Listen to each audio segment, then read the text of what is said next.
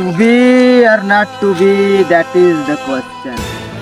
हा खर्रा खाऊ की नको खाऊ हा एकच सवाल आहे.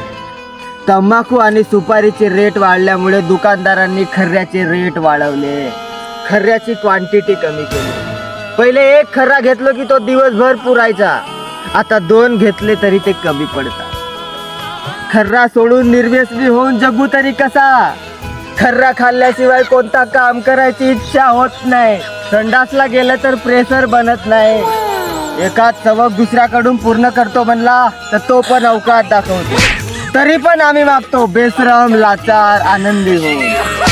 आणि रोज सकाळ झाली की उभे राहतो त्याच खर्ऱ्याच्या पानटपरी पुढे खाल मान करू. काय करू?